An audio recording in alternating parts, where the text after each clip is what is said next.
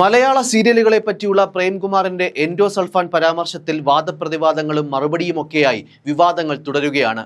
Cinema TV താരം ധർമ്മജൻ ബോൾഗാട്ടിയാണ് ചലച്ചിത്ര academy chairman കൂടിയായ പ്രേംകുമാറിനുള്ള മറുപടിയുമായി ഒടുവിൽ രംഗത്തെത്തിയത്. പ്രേംകുമാറും സീരിയലിലൂടെ തന്നെ വന്ന ആളാണെന്നും ഒരു സ്ഥാനം കിട്ടിയെന്ന് കരുതി അതൊന്നും മറക്കരുത് എന്ന് ഓർമ്മപ്പെടുത്തിക്കൊണ്ടുമായിരുന്നു ധർമ്മജന്റെ പ്രതികരണം. ഞാൻ 3 മെഗാ സീരിയൽ എഴുതിയ ആളാണ്, എനിക്കത് അഭിമാനമാണ്. സീരിയലിന് എൻഡോസൾഫാൻ എന്ന് പറഞ്ഞ പ്രേംകുമാർ സീരിയലിലൂടെ തന്നെ വന്ന ആളാണ്. ഒരു സ്ഥാനം കിട്ടിയെന്ന് വെച്ച് തലയിൽ കൊമ്പൊന്നുമില്ലല്ലോ.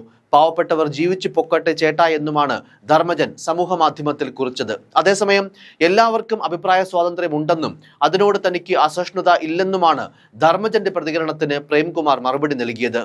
ആവിഷ്കാര സ്വാതന്ത്ര്യത്തിന്റെയും അഭിപ്രായ സ്വാതന്ത്ര്യത്തിന്റെയും ഒരു നാടല്ലേ നമ്മുടേത്. അത് ഭരണഘടന ഉറപ്പു നൽകുന്നതാണ്.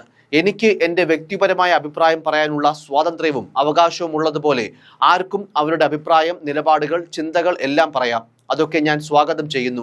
യാതൊരു അസഹിഷ്ണുതയും എനിക്ക് അക്കാര്യത്തിലില്ല. അവർക്കൊന്നും മറുപടി പറയാനും ഞാനില്ല എന്നാണ് പ്രേംകുമാർ പറഞ്ഞത്. പ്രേംകുമാറിന്റെ അഭിപ്രായത്തിനെതിരെ ഹരീഷ് പേരടിയും രംഗത്തെത്തിയിരുന്നു.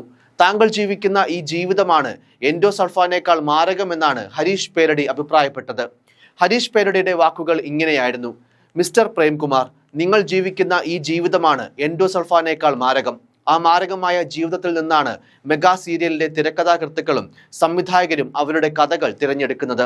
നാളെ സംഭവിക്കാൻ സാധ്യതയുള്ള ഒരു മെഗാ സീരിയലിന്റെ കഥ ഉദാഹരണ സഹിതം ഞാൻ വ്യക്തമാക്കാം.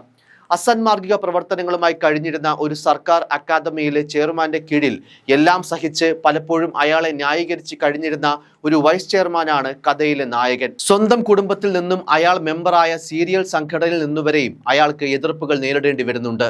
എന്നിട്ടും അയാൾ അവിടെ തുടർന്ന് വിജയം വരിക്കുകയും സർക്കാർ അക്കാദമിയുടെ ചെയർമാൻ ആകുകയും അയാൾ തന്നെ അംഗമായ ആ സീരിയൽ സംഘടനയിലെ നൃത്യവൃത്തിക്ക് ജീവിതം കണ്ടെത്തുന്ന പാവപ്പെട്ട മുഴുവൻ അംഗങ്ങളെയും തള്ളിപ്പറയുന്നിടത്താണ് climax.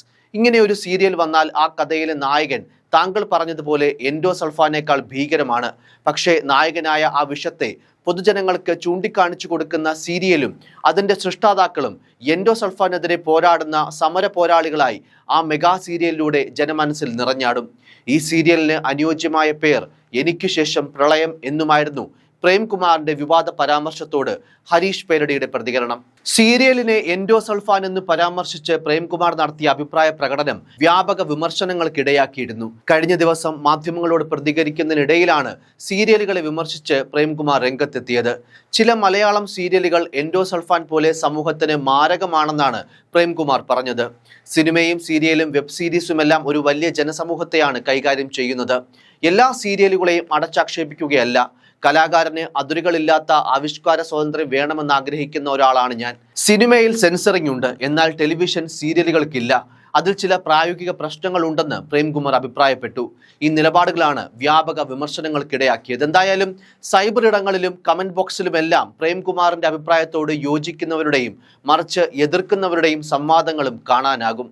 News desk, focus news TV.